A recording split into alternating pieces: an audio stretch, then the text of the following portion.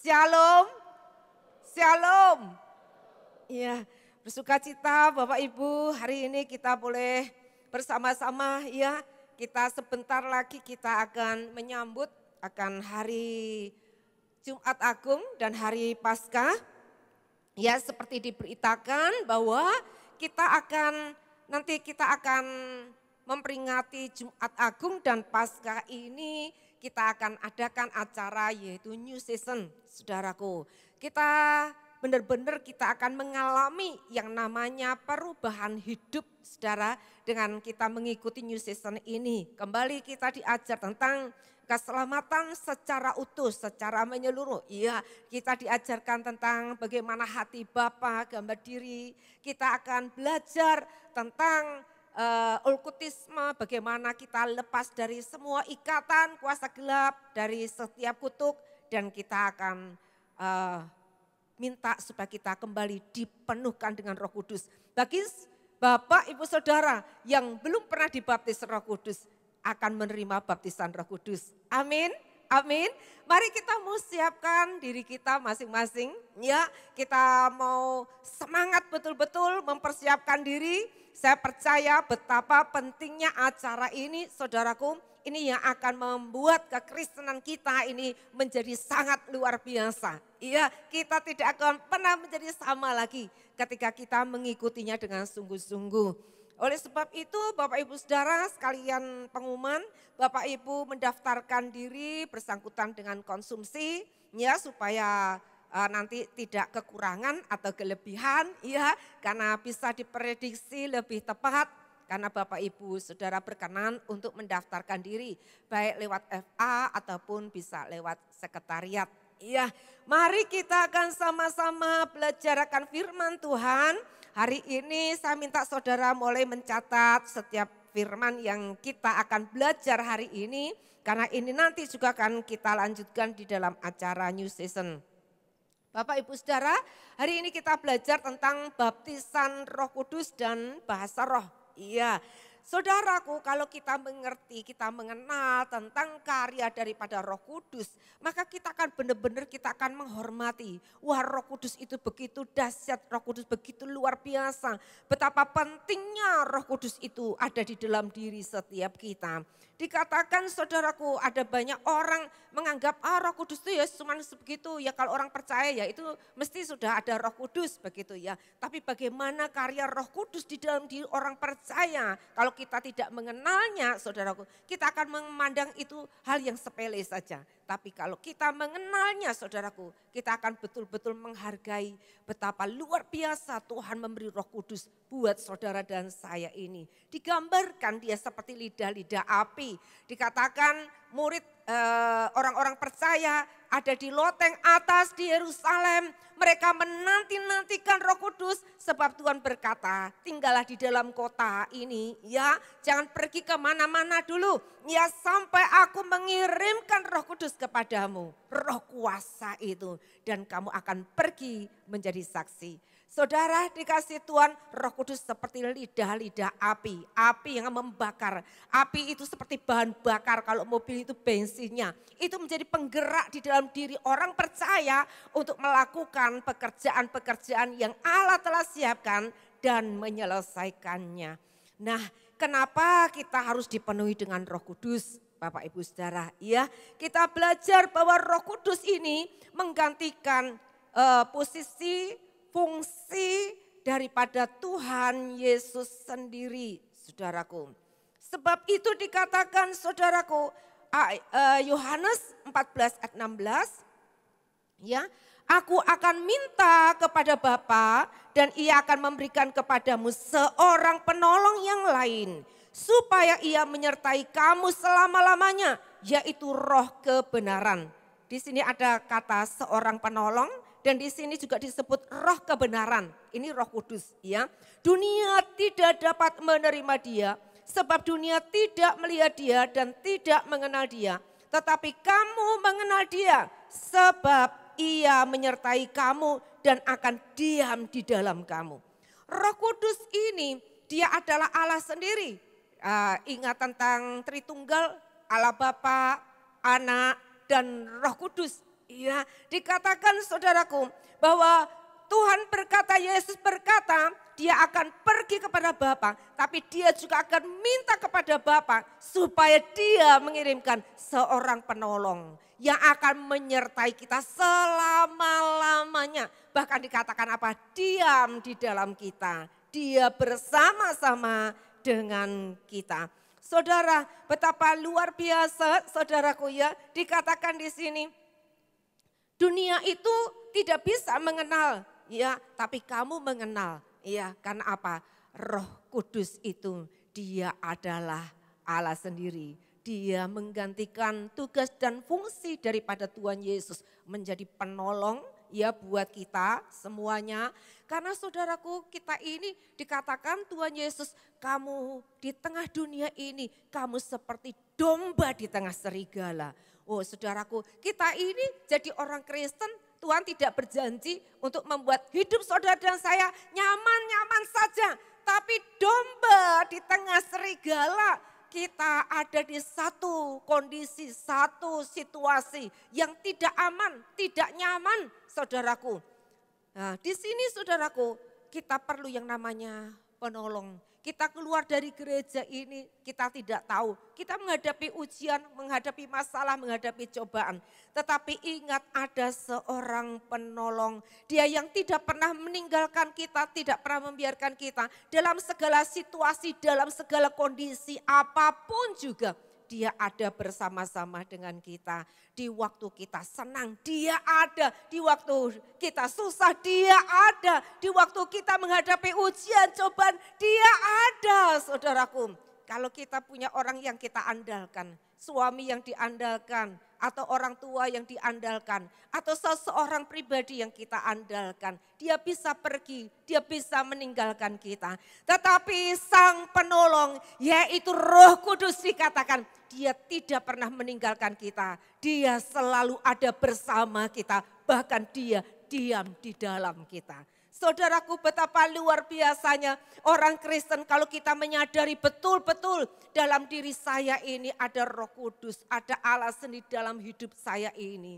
Saudaraku, kita akan menghadapi segala sesuatu itu, kita akan tetap tenang, kita akan percaya saya bisa, aku cakap menanggung segala perkara di dalam Dia yang memberikan kekuatan sebab penolong itu ada di dalam aku. Saudara dikasih Tuhan, dikatakan saudaraku, disebut juga dia adalah roh kebenaran. Roh Kudus ini adalah roh kebenaran. Apakah roh kebenaran saudaraku?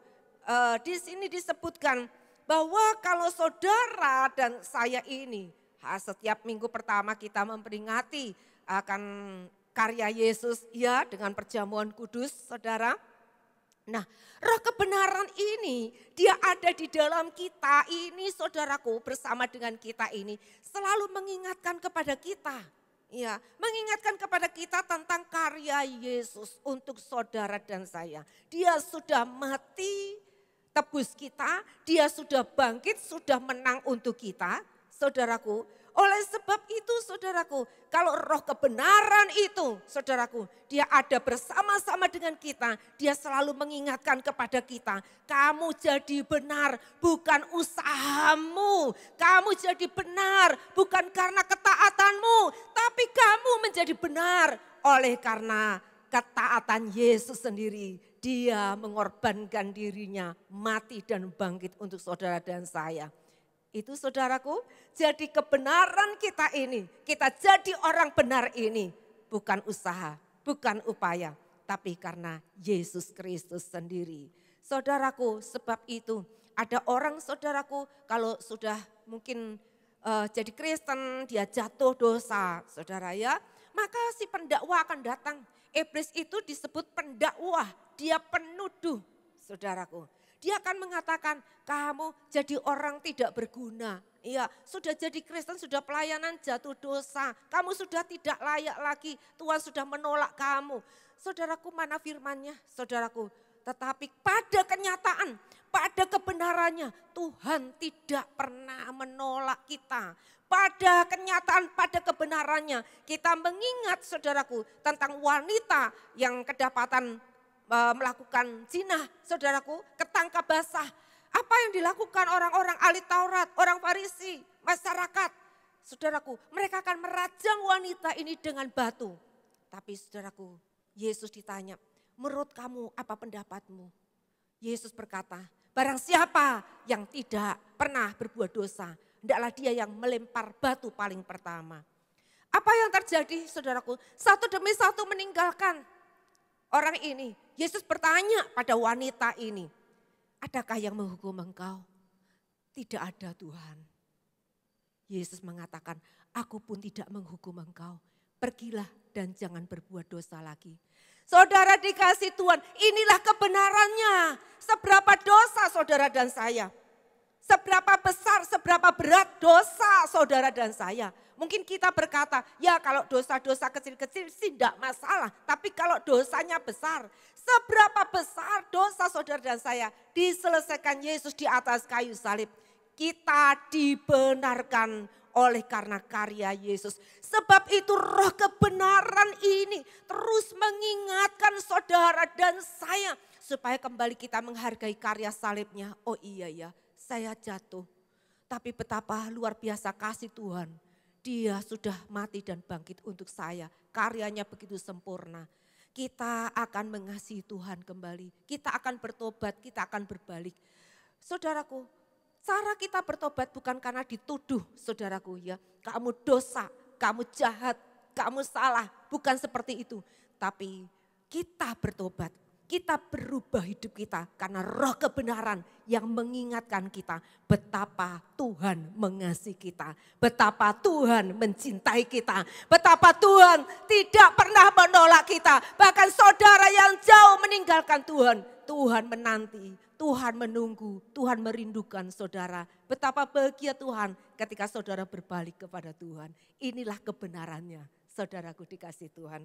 Ya, jadi kita belajar di sini bahwa kalau kita tahu kebenaran ini, kita akan hidup mengasihi Tuhan lebih lagi, mencintai Tuhan lebih lagi.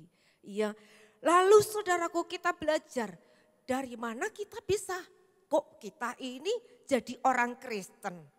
Apakah karena kita ini Kristennya keturunan? Ya, karena nenek moyang orang tua Kristen kita jadi Kristen. Saudaraku, kalau cuma sekedar itu saudara akan mudah menjadi goyah. Tapi kenapa saudara tidak merasa ditipu? Kok saudara nggak pernah lihat Yesus? Ya, saudara nggak kenal secara fisiknya. Ya, nggak pernah lihat Yesus. Kok saudara percaya? Nggak pernah lihat Yesus mati dan bangkit dengan mata sendiri. Kok percaya? Nah saudaraku, inilah yang namanya karya Roh Kudus. Tidak ada seorang pun datang kepada Bapa kalau tidak ditarik oleh Roh Kudus. Karya Roh Kudus dalam diri orang percaya membuat saudara dan saya ikut Tuhan mantap. Percaya betul Yesus ada, Yesus penebus kita, Yesus adalah Allah sendiri. Amin, amin. Roh kebenaran akan mengajar kita. Sekarang kita belajar pentingnya Roh Kudus di dalam diri orang percaya. Hal yang pertama supaya kita ini betul-betul menyadari kehadiran Yesus Kristus terus menerus 24 jam.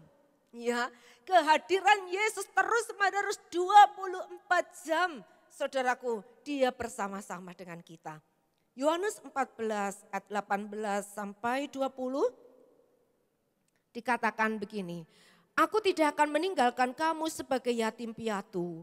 Aku datang kembali kepadamu, tinggal sesaat lagi. Dan dunia tidak akan melihat aku lagi. Tetapi kamu melihat aku, sebab aku hidup dan kamu pun akan hidup. Pada waktu itulah kamu akan tahu bahwa aku di dalam Bapa-Ku dan kamu di dalam aku dan aku di dalam kamu. Saudaraku, ayo kita pahami betul-betul ayat ini. Saudaraku, ayat selanjutnya yang mengatakan di sini bahwa saudara dan saya ini dikatakan Yesus tinggal di dalam Bapa, ya, jadi satu. Lalu saudara dan saya tinggal di dalam Yesus dan Yesus dan Bapa itu juga ada di dalam kita bersama-sama dengan kita. Jadi saudaraku, betapa dahsyat saudara dan saya yang percaya kepada Tuhan. Karena Allah Bapa, Anak Yesus, Roh Kudus, dan kita ada sebuah kemanunggalan yang luar biasa. Kita adalah satu. Amin. Amin. Bagi orang yang percaya, kebenaran ini yang mengatakan ini bukan rekayasa pendeta, saudaraku, tapi ini kebenaran firman Tuhan. Saudaraku, Bapa, Anak, dan Roh Kudus ada di dalam kita dan kita ada di dalam Dia, saudaraku. Kita bersama-sama dengan Dia selama-lamanya 24 jam terus-menerus, saudaraku, tidak terpisahkan. Saudara, haleluya, haleluya. Apakah saudara sukacita jadi orang Kristen? Amin, amin. Saudaraku, kalau seperti ini ada enggak orang Kristen patah cinta, putus cinta, pengen mati? Oh, main baygon, bunuh diri. Oh, saudaraku, ambil pisau, coba-coba, pengen mati tapi masih takut. Iya, saudaraku. Tapi ada yang mati beneran. Saudaraku dikasih Tuhan, kalau yang seperti ini kita tidak pernah menyadari. Orang seperti ini tidak menyadari bahwa ada kesatuan. Karena ada Roh Kudus yang ada di dalam kita ini. Saudaraku, hal yang paling efektif supaya kita menyadari kehadiran Roh Kudus, ya, itu ada terus-menerus dalam hidup kita ini, yaitu dengan apa? Berdoa dalam bahasa roh. Ya, siapa yang sudah bisa doa dalam bahasa roh bisa angkat tangannya? Yang sudah dipenuhi dibaptis Roh Kudus? Bisa angkat tangannya? Iya, ada yang belum bisa angkat tangannya? Gak apa-apa ya, nanti hari Minggu ya sama-sama akan didoakan baptisan Roh Kudus. Haleluya. Yang tadinya penuh Roh Kudus tapi sekarang kelihatannya lemes, ya lemes. Supaya berkobar kembali, penuh kembali, ya hadir di hari Paskah nanti. Nah, Bapak Ibu Saudara dikasih Tuhan, karena dengan kita berbahasa roh, berdoa dalam roh, saudaraku, ini roh kita sedang bercakap-cakap, sedang berkomunikasi dengan Allah. Roh kita sedang berdoa dengan Roh Kudus, saudara. Nah, maka ketika kita berdoa dalam bahasa roh, kita berdoa, bercakap-cakap dengan roh, kita bercakap-cakap dengan Allah. Roh kita berbicara dengan Roh Kudus, saudaraku. Hasilnya apa? Saudaraku, iman kita bangkit. Kita benar-benar iman kita menyadari Yesus ada di dalamku. Aku ada di dalam Yesus. Sebab itu tidak perlu takut, tidak perlu cemas, tidak perlu khawatir. Tetap kuat, tetap semangat menghadapi apapun juga. Walau badai topan menerpa, ku tetap cinta, ya saudaraku. Nah ini orang yang penuh dengan Roh Kudus, saudara ya. Maka kita akan tetap memiliki semangat, Bapak Ibu Saudaraku. Nah memang saudaraku berbahasa roh. Orang berkata, wong bahasa roh gak bisa dimengerti untuk apa. Ya memang yang namanya berbahasa roh itu membangun diri sendiri. Beda dengan karunia bahasa roh yang bisa diterjemahkan untuk orang lain. Tapi ini berbahasa roh di mana roh kita sendiri berdoa membangun diri kita sendiri. Membangun iman kita supaya kesadaran tentang Yesus ada di dalam kita. Saudaraku, sehingga iman kita menjadi kuat. Nah, yang kedua adalah fungsi daripada Roh Kudus.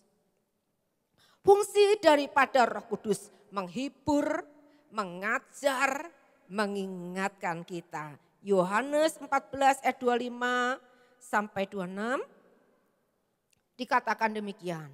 Semuanya itu kukatakan kepadamu selagi aku berada bersama-sama dengan kamu. Tetapi penghibur, ya satu penghibur yaitu Roh Kudus yang akan diutus oleh Bapa dalam namaku. Dialah yang akan mengajarkan, ya, mengajarkan segala sesuatu kepadamu dan akan mengingatkan kamu akan semua yang telah kukatakan kepadamu. Saudara dikasih Tuhan, penghibur, ya. Saudaraku, fungsi dari Roh Kudus ini sebagai penghibur. Penghibur ini ketika kita menghadapi situasi yang bisa membuat kita takut, membuat kita cemas. Maka penghibur ini akan meredakan ketakutan kita, saudaraku. Mengubahnya menjadi sebuah pengharapan kepada Tuhan. Contohnya Bapak Ibu Saudara ya, mungkin ketika kita menghadapi satu situasi kondisi tidak seperti yang kita harapkan, bahkan sebaliknya. Wah mungkin kita bisa kecewa loh, Tuhan saya ini sudah berdoa sungguh-sungguh untuk perkara ini, untuk bisnis saya atau untuk sekolah anak saya. Tapi kenyataannya kok menghadapinya kayak gini Tuhan. Maka penghibur itu dia akan mengatakan kepada kita, Allah itu turut bekerja dalam segala perkara untuk mendatangkan kebaikan. Rancanganmu bukan rancanganku. Ya, jalanmu bukan jalanku, tapi jalan Tuhan itu sempurna.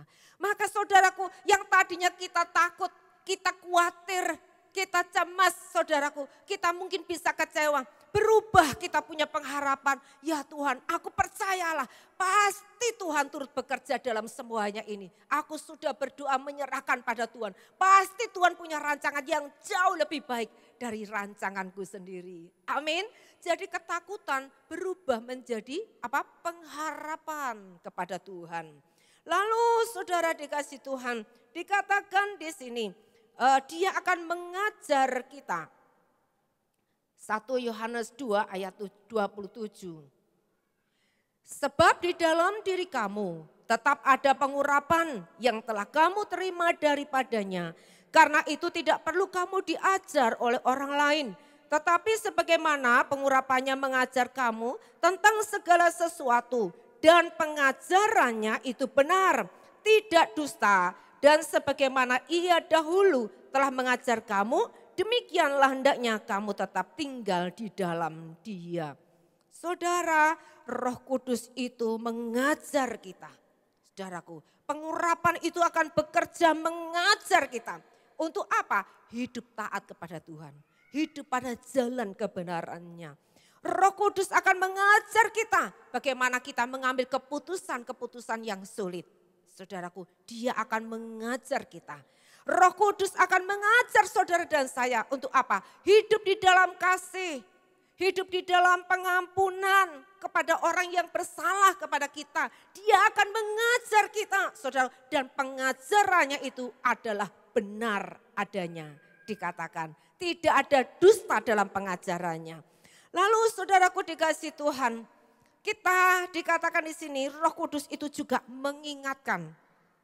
Ya, mengingatkan kita. Ya, Roh Kudus itu dia akan membuka pikiran, dia akan memberikan pengertian kepada kita, mengingatkan tentang firman. Sebab dikatakan dia akan dikatakan di sini ya bahwa Roh Kudus akan mengingatkan kita tentang segala sesuatu yang aku katakan kepadamu. Ya, tentang firman Tuhan. Apa yang pernah Tuhan katakan. Saudara ingat pada waktu para murid ini. Ya, Yesus mati, Yesus bangkit. Ya, lalu dikatakan mayatnya hilang. Nah, wah murid-murid gelisah, murid-murid juga panik, termasuk 2 orang berjalan ke Emmaus dengan muka yang sangat muram. Saudaraku dikasih Tuhan. Karena apa? Karena mereka lupa Yesus pernah mengatakan kepada para murid bahwa anak manusia harus diserahkan mati dan 3 hari kemudian dia akan bangkit dari antara orang mati. Tapi mereka lupa semua kata-kata yang Yesus pernah sampaikan itu. Sebab itu mereka takut, mereka cemas, mereka bermuka muram. Saudaraku tidak punya pengharapan. Karena apa? Lupa tentang firman yang dikatakan oleh Tuhan Yesus. Roh Kudus ini memiliki fungsi mengingatkan saudara dan saya. Supaya kita tidak menjadi orang yang Alzheimer, saudara. Iya, suka mudah lupa tentang firman Tuhan. Roh Kudus mengingatkan kepada setiap kita. Sehingga saudaraku dikasih Tuhan, kita akan tetap menjadi kuat di dalam Tuhan. Orang mungkin dikatakan, oh iya anakmu ini sudah nakalnya minta ampun, ya, dia sudah terikat dengan narkoba, dia sudah pergi tinggalkan rumah, tidak akan pernah bisa kembali. Saudaraku dikasih Tuhan, tapi Roh Kudus akan mengingatkan kepada kita bahwa doa orang benar besar kuasanya. Saudaraku, kita akan tetap berdoa mengharapkan, percaya anak tetap kembali. Kalau dokter mengatakan saudara, oh ya ini sakit ini sudah tidak ada obatnya lagi. Tapi Roh Kudus mengingatkan kepada kita, ingat Yesus sudah mati, bilur-bilurnya sudah menyembuhkan. Yesus sudah mengerjakan dengan sempurna di atas kayu salib. Maka yang sakit akan menjadi sembuh. Roh Kudus mengingatkan kita tentang firman, kamu tidak akan mati, kamu akan tetap hidup dan memuliakan nama Tuhan. Saudara, maka iman kita bangkit. Firman yang menjadi rema karena Roh Kudus mengingatkan kita. Firman itu menjadi firman yang berkuasa. Ketika kita sepakat dengan firman, ketika kita percaya dengan firman yang Roh Kudus ingatkan kepada kita menjadi sebuah rema, kita sepakat, maka hal itu akan jadi. Saudaraku, orang dibilang sama dokter, 3 bulan lagi. Nyatanya sampai setahun masih sehat. 2 tahun, 3 tahun, wah tambah sehat saudaraku dikasih Tuhan. Amin. Amin Bapak Ibu Saudara. Apakah saudara percaya Roh Kudus di dalam saudara bekerja dengan sangat dahsyat. Dengan sangat luar biasa saudara. Haleluya. Mari Bapak Ibu Saudaraku, kita mau menerapkan firman. Roh Kudus mengajar kita, ya, mengingatkan kepada kita tetap tinggal dalam firman. Itulah kebenarannya hidup kita ini. Itulah takdir kita seperti yang firman Tuhan katakan. Roh Kudus terus mengingatkan kepada kita. Sebab itu saudaraku dikasih Tuhan, hidup kita tidak tergantung dari kondisi dengan situasi keadaan apapun. Tapi hidup kita ini, kenyataan hidup kita, takdir hidup saudara dan saya. Seperti yang firman Tuhan katakan. Engkau akan terus naik dan tidak akan turun. Engkau menjadi kepala dan bukan ekor. Amin. Amin. Saudara kurang bersemangat, saudara kurang mengaminkan saudaraku ya. Saudara, kita harus benar-benar yakin saudaraku ya. Kita kalau ada firman itu tepat, itu bicara kepada kita, sambut firman Tuhan. Amin. Jadi dalam hidup saya, maka itu terjadi dalam hidup saudara dan saya. Haleluya. Yang ketiga saudaraku, kita akan melihat begini ya. Kalau orang itu dipenuhi dengan Roh Kudus, maka cara berpikirnya itu positif Bapak Ibu Saudaraku. Cara berpikirnya positif, menghadapi situasi apapun bisa bersyukur. Tuhan terima kasih. Selalu pikirannya itu baik, karena apa? Firman Tuhan itu termeterai di hidupnya. Roh Kudus itu ada di hidup kita. Tapi orang yang suka berpikir negatif, sedikit-sedikit mikirnya negatif. Oh saya diliati, itu ngomong-ngomong, itu mesti ngerasani saya itu. Nah saudaraku ya, kita menghadapi situasi apapun juga langsung ciut hati. Waduh ini ada saingan kerjasama, ini ada saingan yang baru. Langsung saudaraku, langsung kita bermusuhan dengan orang itu. Saudara, kita merasa berkat kita mau dicuri orang itu. Saudaraku, itu orang negatif saudara ya. Tapi orang yang positif saudaraku, kita tetap percaya berkat itu selalu diperintahkan datang kepada kita. Karena Yesus Kristus Tuhan itu ada dalam kita, bersama kita, menyertai kita. Yang ketiga, saudaraku, Roh Kudus mengurapi saudara dan saya ya, supaya kita menjadi saksi yang penuh kuasa.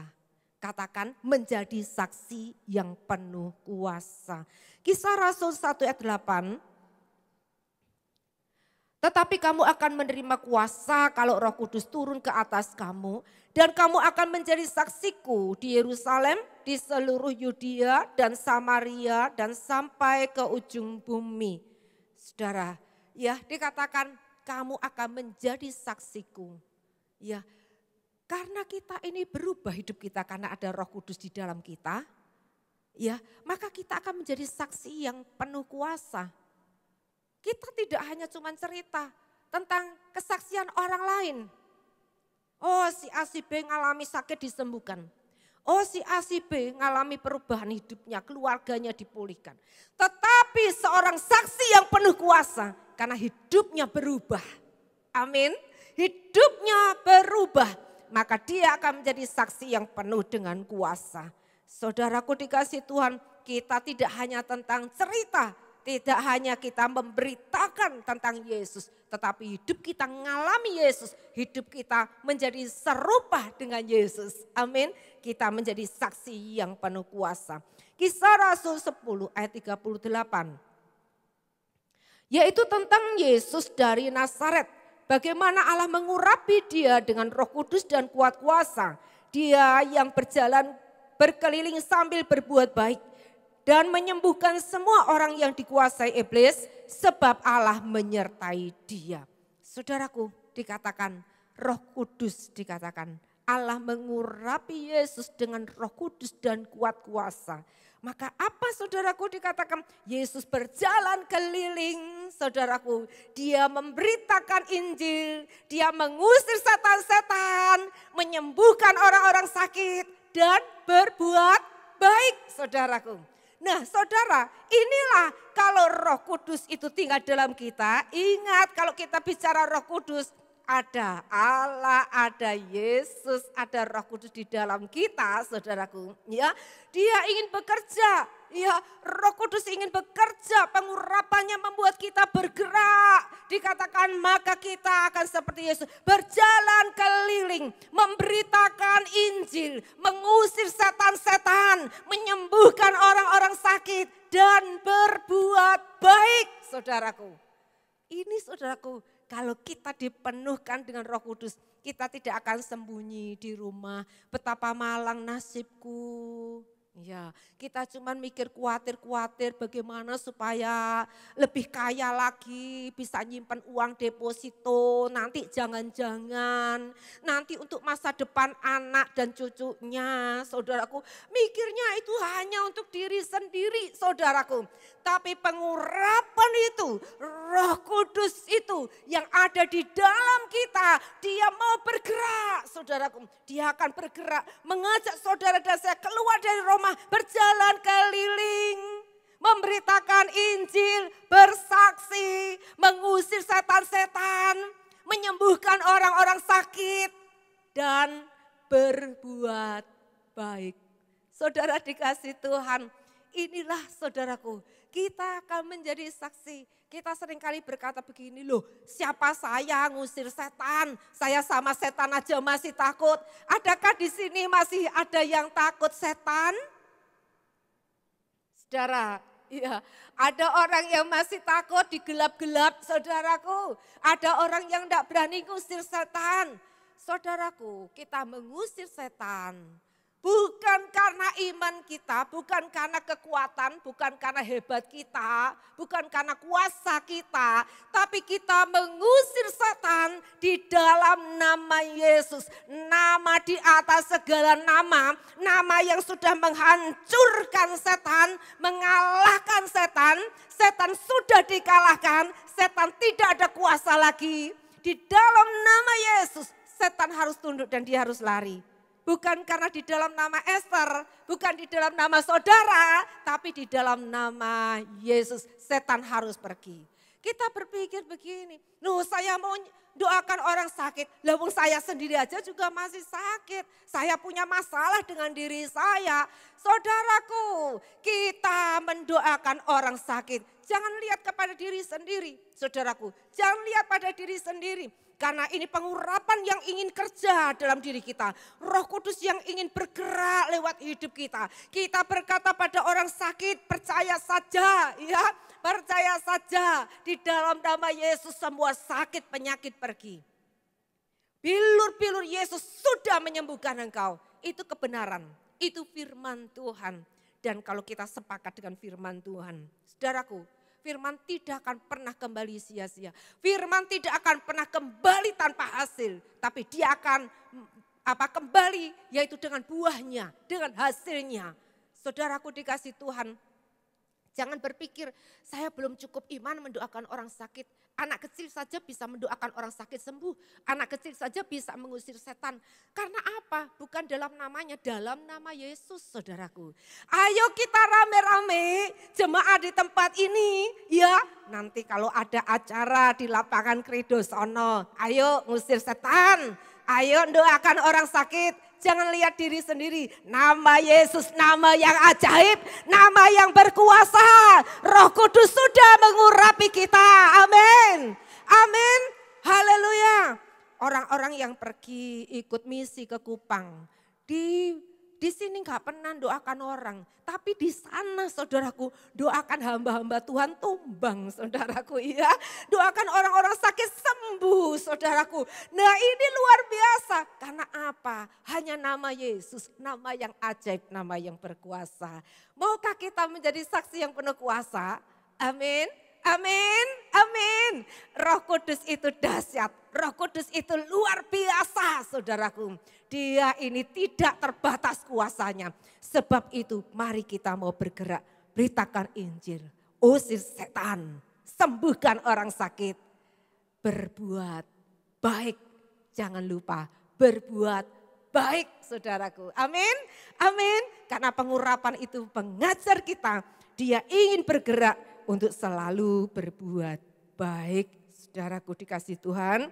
Nah, apakah saudara siap berjalan dengan kuasa yang supranatural itu, saudaraku? Kita akan jadi orang Kristen yang berbeda, saudara. Kita akan bersemangat, berapi-api. Kita akan menjadi orang Kristen, saudaraku. Wah, kita punya antusias yang tinggi untuk melakukan pekerjaan-pekerjaan Tuhan. Roh Kudus di dalam diri kita, orang sudah dipenuhi Roh Kudus, tidak secara otomatis, wah terus menyala-nyala terus, penuh dengan Roh Kudus terus. Tidak, saudaraku. Tapi perlu dijaga, saudaraku. Perlu dijaga. Sebab itulah dikatakan dalam Wahyu 3 ayat 15. Satu peringatan kepada jemaat yang ada di Laodikia.